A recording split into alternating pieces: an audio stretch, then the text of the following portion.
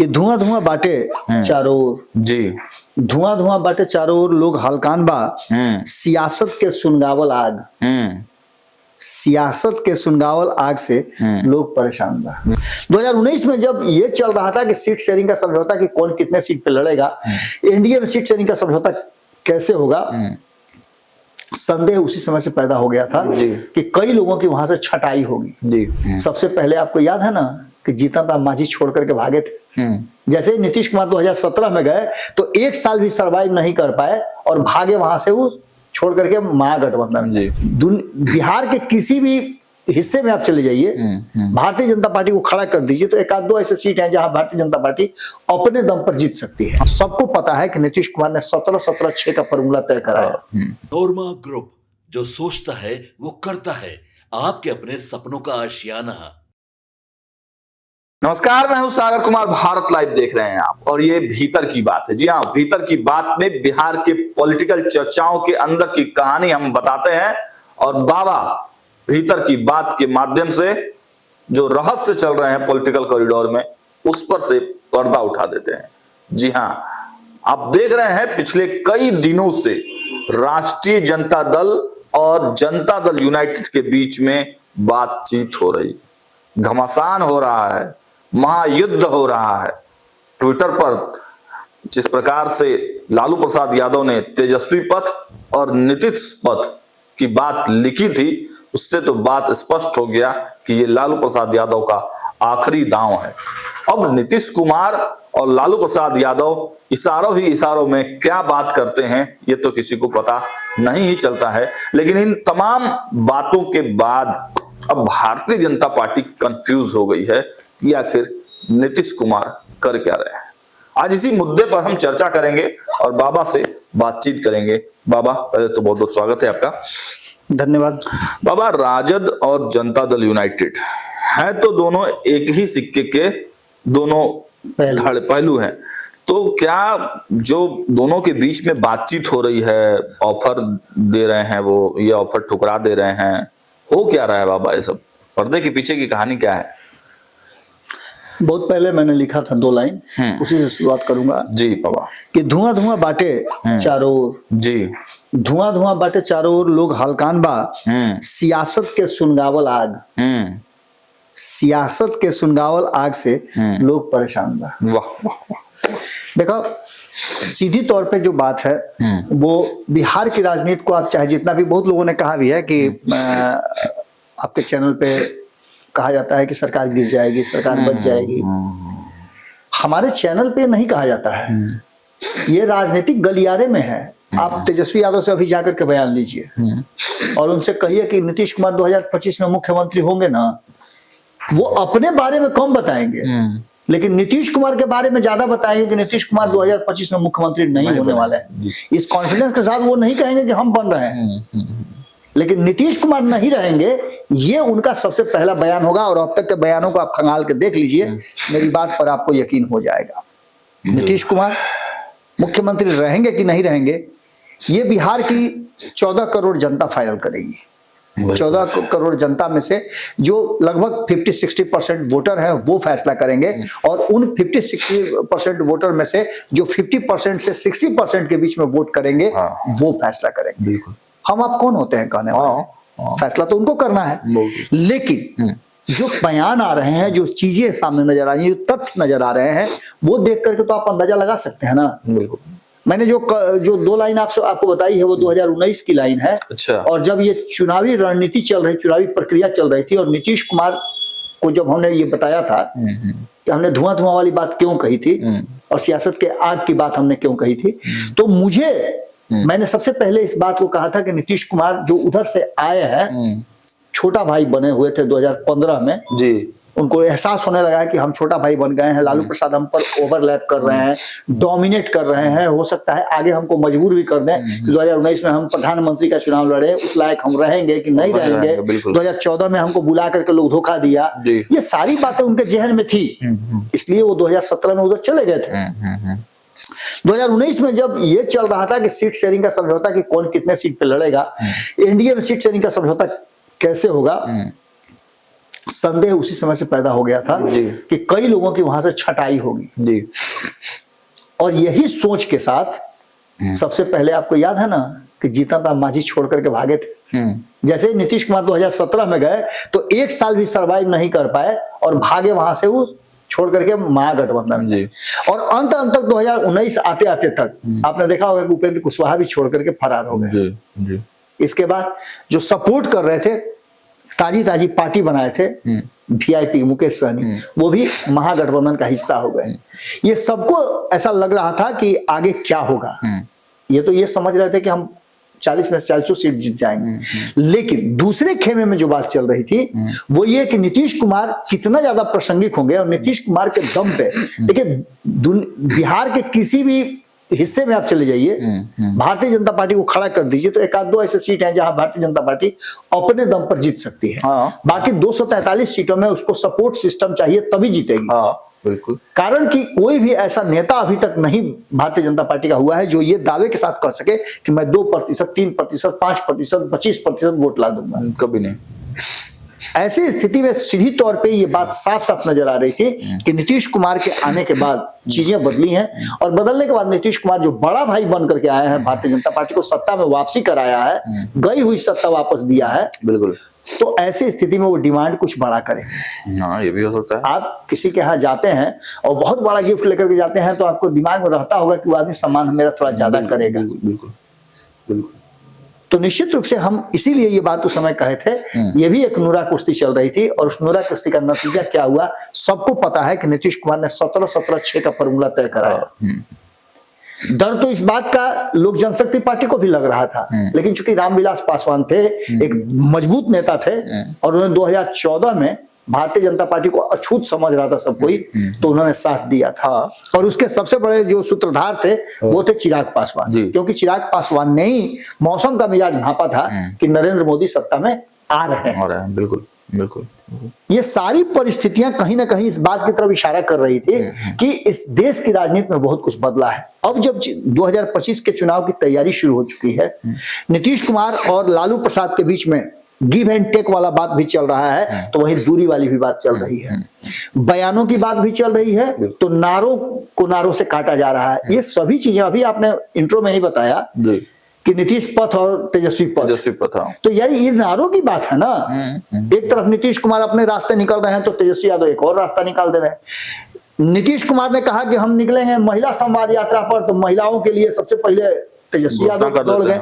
कल हमारे संपादक नोमन मिश्रा जी पंचनामा में ये बात कह रहे थे कि आप देखिएगा तेजस्वी यादव जो यात्रा कर रहे हैं उस यात्रा में महिलाओं पर विशेष फोकस है उनका। बिल्कुल है। और महिलाओं के बीच में बैठ करके महिलाओं की योजना, महिलाओं की रणनीति, उनकी समस्याओं को जानने की कोशिश। जांच पड़ताल में भी हमारे संपादक ने बताया था। तो ये पूरी की पूरी जो कहानी चल रही है, इस कहानी का एक प्लॉट तो ये साफ साफ नजर आ रहा है ना कि जो वर्तमान परिस्थिति बनी है उस परिस्थिति में नीतीश कुमार कॉमन फैक्टर है। कल भी मैं ये बात कर रहा था, आपके साथ भी मैंने खबर किया था, तो मैंने बताया था कि नीतीश कुमार कॉमन फैक्टर है। नीतीश कुमार के बिना कोई भी सरकार वर्तमान परिस्थिति में बनती हुई दिखाई नहीं दे रही है। तो ऐसी स्थिति में आगे होगा क्या? जब नीतीश कुमार को 17-17-6 का फॉर्मूला तय हुआ और उसके बाद से चुनाव लड़े, उसके बाद से आपने देखा कि परिणाम क्या हुआ। बिहार की 40 में से 39 सीटें जीत करके आए। ये एक चीज थी। और इसके बाद हमने पिछले 2-3 दिनों में ये बताने की कोशिश की है जो वर्तमान परिस्थिति बनी है उसमें जो वोटिंग का डिस्ट्रीब्यूशन है, वोट का डिस्ट्रीब्यूशन है, उस डिस्ट्रीब्यूशन के हिसाब से दोनों खेमे लगभग बराबर पर है। अगर 5% वोट को आप इधर उधर कर दें तो 5% थोड़ा कम ही पड़ेगा उधर। बिल्कुल, मैंने ये मान के चलिए कि अगर एक 32% है तो दूसरा 35% है या 40% होगा। इसी के बीच का सब कुछ चल रहा है। बहुत लंबा स्थिति है, लेकिन 40 दूनी 80% यानी 20% बचता है। तो 20% में 15% तो नीतीश कुमार है। बात तो है। तो बिना नीतीश कुमार के सरकार कोई कैसे बनेगी? नहीं बनेगा। ये बात तो दोनों जानते हैं। बिल्कुल जानते हैं। जब दोनों जानते हैं तो दोनों के लिए नीतीश कुमार प्रासंगिक है। हाँ ये तो है, इसलिए तो ऑफर नीतीश कुमार की डिपेंडेंसी है। हाँ नीतीश कुमार की डिपेंडेंसी है। ये सभी बातें इस तरफ इशारा कर रही है ना कि अगर लालू प्रसाद नीतीश कुमार से लड़ाई ले रहे हैं या फिर ऑफर दे रहे हैं तो कभी कभी होता है बच्चा को 2-4 तबड़ाक मार देते हैं ना आप, तो उसको पुचकारते पुढ़ाते भी हैं कि बउआ बदमाशी तुम किए थे, ऐसा नहीं करना चाहिए था, इन्हें उन्हें भाग जाते हो तुम, कहाँ इधर उधर भाग जाते हो, हम खोजने तुमको जाते हैं, तुम्हारे जाने से हमको बहुत परेशानी होती है, हमारे घर में खाना ठीक से नहीं बन पाता है, सब हमारे घर का परिवार का लोग भी इधर छितरा जाता है, होता है नहीं सब बात। बिल्कुल होता है। वही बात लालू प्रसाद को लगता है कि नीतीश कुमार को इधर होना चाहिए था, उधर क्या कर रहे हैं, इधर रहते तो हमारा भी बल्ले बल्ले, उनका भी बल्ले बल्ले रहता, हम कहाँ डिस्टर्ब करते हैं। तेजस्वी यादव ने तो कहा भी कि चाचा जी आप हमको कह दिए होते तो हम, आपको पता है ना कि बाहर से भी समर्थन करते, हम मंत्रिमंडल से बाहर हो जाते, लेकिन आप भाजपा को काहे ले आ रहे हैं, क्यों चले गए उधर, क्यों चले गए आप। एकमात्र नीतीश कुमार ऐसे, लालू प्रसाद ऐसे शख्स हैं जिन्होंने कोई समझौता 1990 के बाद से नहीं किया है। 1990 में एक ऐसा माहौल था जिसमें सिर्फ अकेली भाजपा नहीं थी, इसलिए भाजपा का सहयोग ले लिया गया था, लेकिन वो भी हम कहाँ रहे जब राम मंदिर को लेकर के भाजपा एग्रेसिव होने लगी, उसको लगा कि मुख में राह कर लेगी। मुख में राह का मतलब जानते हैं ना कि लालू प्रसाद के शासन चल रहा है, यहाँ भी हम अपना रथ उत निकाल लेंगे। तो ये सारी बातें जो है कहीं ना कहीं एक बात की तरफ इशारा जरूर कर रही थी जी जी, कि अगर ऐसा कुछ होता है तो निश्चित रूप से नीतीश कुमार को उधर नहीं बल्कि इधर होना चाहिए, ये लालू प्रसाद का सोच है। अब इन सारी परिस्थितियों में जो हो रहा है दोनों के बीच में, उस जगह पे आप अगर आप आते हैं तो अभी अभी नीतीश कुमार ने एक पोस्टर दिया है कि नीतीश सबके हैं, पोस्टर को जहां है वहीं रख दीजिए। नीतीश कुमार का दूसरा पोस्टर आया, ये पोस्टर कब आया, जब अमित शाह का बयान आता है कि हमारा संसदीय बोर्ड फैसला करेगा कि मुख्यमंत्री का चेहरा कौन होगा, मुख्यमंत्री कौन होगा, चुनाव के बाद हम फैसला करेंगे, हमारे यहाँ एक नीति है, उस नीति के हिसाब से हम चलते हैं। तो वही तुरंत आया कि बिहार में जब बात होगी तो नीतीश कुमार नाम होगी, नीतीश कुमार का, इसको भी यहां से आप आगे कर दीजिए। इसके बाद अभी अभी एक बहुत मजेदार बात सामने निकल के आई, नीरज कुमार ने कहा है कि 2025 से 30 फिर से नीतीश। लालू प्रसाद ने इस बयान के बाद तुरंत सड़क से मारा है, राइट टर्न लेगा बिहार, बनेगा तेजस्वी सरकार, और उसी में तेजस्वी पथ को भी दिखाए हैं। अब आप समझ सकते हैं, ये सभी बातें आपको समझ में आ गई होंगी कि दोनों के बीच में क्या चल रहा है। भाजपा इसमें कहाँ है, भाजपा इसमें दो ही काम कर रही है। अरे नीतीश कुमार जी बहुत बढ़िया है, नीतीश कुमार जी मेरे सब है, नीतीश कुमार जी आका है, नीतीश कुमार। जब बकरा को हलाल करना होता है ना तो उसको माला उला पहनाया जाता है, खूब देखिएगा बढ़िया बढ़िया चारा हरियर हरियर खोज के किया जाता है, क्योंकि उसको तो बलि चढ़ाना है।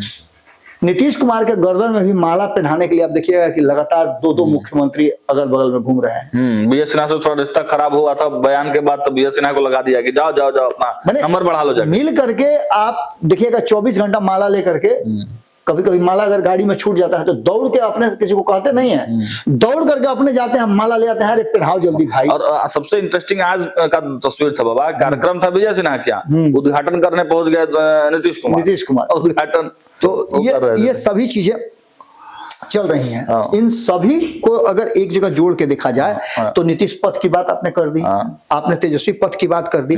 तेजस्वी यादव ने 2-3 बातें बहुत महत्वपूर्ण की है जिसको मैं भी अप्रिशिएट करता हूँ। अच्छा, इसलिए अप्रिशिएट करता हूं कि उन्होंने एकदम सटीक बात कही है। और तेजस्वी यादव के भाषण की मैं अक्सर चर्चा करता हूं, जो इस बार 2024 में जब सरकार बदली थी तब सदन तो उन्होंने सदन में नेता प्रतिपक्ष के हवाले से जो भाषण दिया था वो काफी बेहतर भाषण था, कालजयी था। उसके कई एक शब्द जो है ना अभी तक आपके कान में गूंज रहे होंगे, इस तरह का वो भाषण था, बहुत ही। लेकिन ये भी तो सवाल है कि ये उनके शब्द थे कि वो अलग बात है, देखिए वो अलग बात है। शब्द तो उस समय भी लिखा होगा जब प्रधानमंत्री आए थे 100वें वर्षगांठ पर, उस समय भी अटक गए थे। तो ये काबिलियत तो तेजस्वी यादव की है। आप शब्द प्रबंधन करते हैं, किस तरह से लिख करके कुछ और आते हैं। हम लोग नई किताब कॉपी लेकर के खबर करते हैं, सिर्फ पॉइंट्स के लिए हम लोग रखते हैं, लेकिन हम लोग जो शब्दों का चयन करते हैं, हमारे जब दर्शक को पसंद करता है तब तो हमारी खबर देखते हैं। बिल्कुल। तो देखिए, शब्द बोलने वाले के पीछे कलाकार, अब कहानी कोई और लिखता है, गाना कोई और लिखता है, गाता कोई और है, लेकिन फायदा किसको होता है? जो गाता है स्क्रीन पर देखता कौन है? स्क्रीन पर देखते हैं आप किसको? हीरो को देखते हैं, उसी का नाम हीरो का होता है। तो वही स्थिति है कि तेजस्वी यादव ने जो बातें कही हैं और 17 महीने के शासनकाल को लेकर के उन्होंने कहा कि आप किस बात की चर्चा करते हैं, आप शिक्षा विभाग में नौकरी की बात करते हैं, ये किसके शासनकाल में हुआ, कौन आपके साथ था? मैं था, तेजस्वी यादव थे। आईटी की बात करते हैं आप, आईटी किसके पास था? मेरे पास था। स्वास्थ्य की चर्चा करते हैं आप, उस पर अपना पीठ थपथपाते हैं, किसके पास था? मेरे पास था। जी। इस 17 महीना के पहले और 17 महीना के बाद हाँ। आप इसका आंकड़ा दीजिए ना। यहां आकर के तेजस्वी यादव कहीं ना कहीं वो खूंटा गाड़ते हैं और यहां ये पता चलता है कि हाँ वास्तव में तेजस्वी यादव ने कुछ काम किया। लेकिन इस बीच भी तेजस्वी यादव की कुछ ऐसी चीजें हैं, मोर के पैर वाली बात है कि तेजस्वी यादव नीतीश कुमार के साथ जिस टसन से चाहिए था उस टसन से काम नहीं कर पाए। उनके लोग ह्यूमिलिएट होते रहे, उनके लोगों पर लगातार नीतीश कुमार औंकसी भिड़ा करके रोकते रहे और तेजस्वी यादव चुपचाप बैठे रहे। इनको उस समय चाहिए था कि फैसला ले लें, जो बाद में जब नीतीश कुमार पलट गए तब इन्होंने कहा, वो बात उनको पहले कहना चाहिए था कि चाचा जी लगता है कि हमारे लोग सही ढंग से काम नहीं कर पा रहे हैं, आप ऐसा कीजिए ना, आप सरकार चलाइए, हम लोग बाहर से समर्थन देंगे। बाद में भी तो पहुंच गए थे दो गो। अब अगर तेजस्वी यादव ये बात कहते हैं कि नीतीश कुमार के साथ आकर के पैर पे कुल्हाड़ी मारेंगे, तो ये आप समझ लीजिए कि इसी को मैंने कहा है कि नूरा कुश्ती है। एक तरफ आप नीतीश कुमार को आ जाइए कर रहे हैं, दूसरी तरफ आप नीतीश कुमार को दूरी भी बनाने की बात कर रहे हैं। तो ऐसी स्थिति में भारतीय जनता पार्टी का कंफ्यूजन बहुत बड़ा है। जी बिल्कुल। और सिर्फ भारतीय जनता पार्टी ही कंफ्यूज नहीं है, कंफ्यूज पूरा एनडीए गठबंधन है। अच्छा। और इस कंफ्यूजन में आप देखते होइएगा कि जब आदमी कंफ्यूज होता है तो क्या करता है, कभी माथा नोचता है, कभी हाथ नोचता है, कभी देह नोचता है, कभी सोचने बैठ जाता है कि अरे हम क्या कर रहे हैं, जहां से गड़बड़ हो रहा है। ये सारी परिस्थितियां इस बात की तरफ इशारा करती हैं कि आप जहां हैं, जिस परिस्थिति में है, उस परिस्थिति से संतुष्ट नहीं है। और नीतीश कुमार ऐसे माहौल पैदा करने के लिए मास्टर माने जाते हैं। वो कंफ्यूजन के राजनीतिज्ञ हैं। इसीलिए मैंने कहा कि वो माचिस लेकर के घूमते हैं। कई बार मैंने आपके साथ कहा है कि वो पॉकेट में माचिस भी लेकर चलते हैं और एक पॉकेट में वो नया वाला वो गिलास आया है, जादुई गिलास, जिसमें पानी आपको भरा हुआ भी नजर आएगा और खाली भी नजर आएगा। गिराते जाइएगा तब भी खाली नहीं होता है। तो दोनों लेकर घूमते हैं। जादू बहुत बढ़िया जानते हैं नीतीश कुमार। ये तो बात रास्ता चलते चलते अचानक से माचिस मारते हैं, फूंक देते हैं, आगे दूर एक बढ़ करते हैं, अरे पीछे तो आग लगा हुआ है, चलो चलो बुताया जाए, और आकर के पानी डाल करके उसी गिलास से, जादुई गिलास से पानी बुता देते हैं। अब तब कहते हैं कि अरे धुआं उठ रहा है, कहीं आग जरूर लगी हुई है। बिल्कुल। तो नीतीश की इस राजनीति को अब तक शायद नहीं समझ पाई है भाजपा या फिर तेजस्वी यादव। और यही कारण है कि नीतीश कुमार के बिना इन लोगों की राजनीति का पहिया जो है आगे नहीं बढ़ पा रहा है। अब ये सारी परिस्थितियां इस बात की तरफ इशारा कर रही हैं कि जो वर्तमान परिस्थिति बनी है उसमें 2 दिन पहले तक ये बात चर्चा चल रही थी कि सब कुछ ठीक ठाक है। तो फिर जब सब कुछ ठीक ठाक है तो नित्यानंद राय को आकर के क्यों माहौल बनाना पड़ा? पटना में माहौल क्यों बनाना पड़ा? एग्रेशन क्यों दिखाना? बहुत एग्रेशन, बहुत एग्रेशन। उस एग्रेशन का मतलब क्या होता है? यहाँ तो आप एक खबर कर रहे थे, मैंने देखा कि उस खबर में आप पूरा दिए हुए थे कि जो कमेटी बनी है उस कमेटी में जिला अध्यक्षों का जो चेहरा बना है, जिला कमेटी जो बन रही है उसमें जातीय समीकरण को बिठाया जा रहा है, उसमें सम्राट चौधरी का प्रभाव ज्यादा दिखाई दे रहा है, सवर्णों को बेहतर उसमें दिया जा रहा है। ये सब कुछ अब चल ही रहा है, सब कुछ ठीक ठाक है। तो फिर सम्राट चौधरी यहाँ है तो फिर क्या जरूरत है नित्यानंद में आना? क्यों जरूरी है? बिल्कुल भाई, वो तो केंद्रीय मंत्री हैं, अमित शाह के विभाग में राज्य मंत्री हैं, उनको सीधे आना चाहिए था, अपना काम करके चल जाते। लेकिन इस तरह का बयान क्यों दे रहे हैं एग्रेसिव? इसका मतलब है कि भारतीय जनता पार्टी भी अब सोचना शुरू कर चुकी है। कहाँ वही जो अमित शाह ने कहा था जी कि 2025 में चुनाव होने दीजिए ना, विधायक चुन करके आएंगे, वो फैसला करेंगे, संसदीय बोर्ड फैसला करेगा। ये सारी बातें कहीं ना कहीं घुमा फिरा करके नजर आ रही हैं। और जिस तरह से आपको बता रहे हैं कि सम्राट चौधरी, एक बात पहले भी हम बता चुके हैं और अक्सर ये कहा भी जाता है, कई लोगों से आप बात कीजिएगा, कई पुराने जो पत्रकार हैं वो भी बताते हैं, कई राजनीतिज्ञ जो बताते हैं कि जो एक बार यहाँ बन जाता है उप मुख्यमंत्री, उसके मुख्यमंत्री बनने का चांस जो है 0 के बराबर होता है। अब उसके नसीब में अगर मुख्यमंत्री बनना हो तो बात अलग है, लेकिन अब तक का जो रिकॉर्ड रहा है वो यही रहा है। उनके आवास का भी बड़ा चर्चा होता है, जिस आवास में वो भी वर्तमान में है। तो ये सभी चीजें कहीं ना कहीं इस बात की तरफ इशारा करती हैं। तो नित्यानंद राय जो है, उनका एग्रेशन और उनका बार बार बिहार में आकर के और इस तरह के बयान देना, और खास करके उनके बयान जो तेजस्वी यादव पर दे रहे हैं, लालू परिवार पर दे रहे हैं, उस बयान को लेकर के एक बात तो साफ साफ नजर आ रही है कि आने वाले 2025 के चुनाव के लिए भले ही माहौल नीतीश कुमार के पक्ष में बना करके और नीतीश कुमार के साथ साथ चल रही हो भारतीय जनता पार्टी, लेकिन क्या भारतीय जनता पार्टी इन सब बातों के साथ इस बात की व्यवस्था कर रही है कि वो 2025 का चुनाव अपने दम पे लड़ेगी, अपना नेता खड़ा करके लड़ेगी? बड़ी बात है। क्योंकि जब जब नित्यानंद राय सामने आते हैं, दिलीप जायसवाल वगैरह जितने हैं वो सब हाथ जोड़कर नीतीश के सामने खड़े रहते हैं, और बाकी ये लोग जब आते हैं नित्यानंद राय, तो माहौल ही एम्बियंस एकदम बदल जाता है। बिल्कुल बिल्कुल। तो क्या भारतीय जनता पार्टी और अमित शाह, जो हम पिछले कई दिनों से बात कर रहे हैं, उसी एंगल पर हैं? क्या उनको ये समझ में आ गया है? क्या सतपाल मलिक जो कह रहे हैं कि नीतीश के सांसद जो हैं वो संपर्क में हैं, मोदी के संपर्क, ये सारी चीजें घुमा फिरा करके जो नितिन गडकरी कह रहे हैं उसको अगर देख लीजिए, उसके बाद योगी आदित्यनाथ का भी अब देख लीजिए कि उनका भी मिजाज चेंज हुआ है, बोलने का तरीका, काम करने का तरीका बदला है इस 24 के चुनाव से। 24 के चुनाव में उनकी शक्ति को भी कम किया गया था। 2029 में कहा जा रहा है कि नीतीश को नरेंद्र मोदी जो है वो 75 साल के हो जाएंगे, इसी बार अक्टूबर में हो जाएंगे। तो क्या 2029 तक उनका संन्यास ले लेंगे? क्योंकि ये परंपरा तो उन्होंने खुद शुरू की थी 75 की उम्र के वाले को रिटायरमेंट देने की। अब इन सारी परिस्थितियों को लेकर के एक तरफ जहां भारतीय जनता पार्टी के भीतर चल रहा है, दूसरी तरफ लोगों के दिमाग में यह भी है कि अगर इस देश का जो बागडोर है वो अमित शाह के हाथ में चला गया तब तो और मुश्किल हो जाएगा। बिल्कुल मुश्किल हो जाएगा, वो तो पूरा स्पष्टवादी हैं। इन सारी परिस्थितियों को देख करके एक बात तो साफ नजर आती है कि अब यहां से नीतीश कुमार को क्या एक्शन लेना है।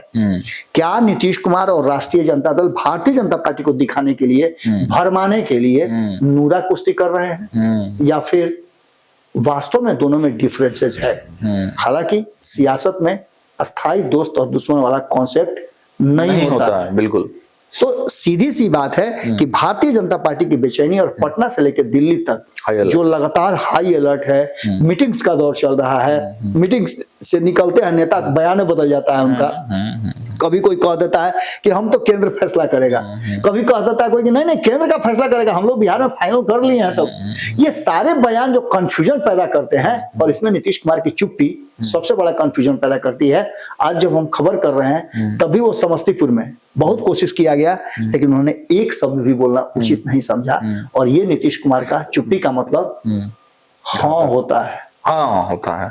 अब हाँ ये किस तरफ होता है ये देखना बड़ा दिलचस्प होगा। चलिए, तो देखिए भीतर की बात में बाबा ने बहुत सारी चीजों पर चर्चा किया, और जो वर्तमान परिस्थिति बिहार से लेकर दिल्ली तक बनी हुई है, ऊहापोह की स्थिति है, असमंजस की स्थिति है, भाजपा कंफ्यूजन में है, नीतीश कुमार और राष्ट्रीय जनता दल के जिस प्रकार से रास्ते निकल कर आ रहे हैं वो बहुत बड़ा कंफ्यूजन क्रिएट कर रहे हैं। लेकिन इन तमाम चीजों के बाद क्या कुछ होने वाला है इस पे हमारी नजर बनी हुई है। देखते रहिए भारत लाइव। बहुत बहुत धन्यवाद। आपके सपनों को हमने सजाया है, ई होम्स पैनोरामा को हमने बनाया है। ई होम्स मेरा एक सपना था जिसपे मैं पिछले 4 साल से काम कर रहा था। हमने जो बनाया है वो सबने है माना।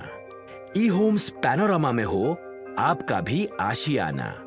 और फाइनली हमने 2021 में इस प्रोजेक्ट को लॉन्च किया। बहुत लोग अप्रिशिएट कर रहे हैं कि पूर्णिया जैसे शहर में, बिहार के, एक तो बिहार की बात करें उसमें भी पूर्णिया जैसे छोटे जगह में इस तरह का लाइफस्टाइल देना, ये सुन के हम लोगों को बहुत अच्छा लगता है। ई होम्स में हमने कुछ और भी किया है, जैसे हम जिस जगह में रह रहे हैं हमारे फैमिली सिक्योर हो, उनको सिक्योरिटी का ध्यान में रखा है। आपकी सुविधा और सुरक्षा आपके लिए खास है, ये आपका विश्वास है। इसमें आर्टिफिशियल इंटेलिजेंस का 7 लेयर सिक्योरिटी का हमने इस्तेमाल किया है। लस ग्रीन कैंपस को बनाया है। यदि हमारा बाउंड्री वाल है तो वो वर्टिकल गार्डन है। ये जितनी भी फैसिलिटी होता है एक इंटरनेशनल टाउनशिप में ई होम्स है, ये हम लोग विश्वास नहीं कर पा रहे हैं। जो भी हमारे मित्र दोस्त या जो भी हमारे बाहर के बाहर आते हैं तो हम लोगों को बहुत अच्छा सुनने को मिलता है और बहुत अच्छा क्रेडिट मिल रहा है। वो सारा हमने सिर्फ एक बिल्डिंग नहीं बनाया, हमें एक बहुत अच्छा लाइफस्टाइल दिया ई होम्स में। और मेरा एक सपना था जिसको मैं आज फुलफिल होते हुए देख पा रहा हूँ।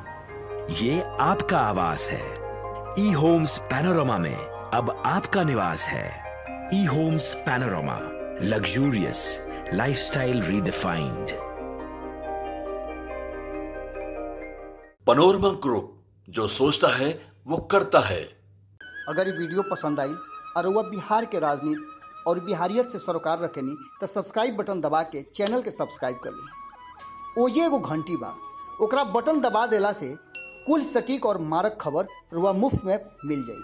अगर रुआ पत्रकारिता के हमनी के नया प्रयोग में सहयोग कर चाहतानी तो ज्वाइन बटन दबा दी। पेटीएम नंबर नोट कर ली 9386816700।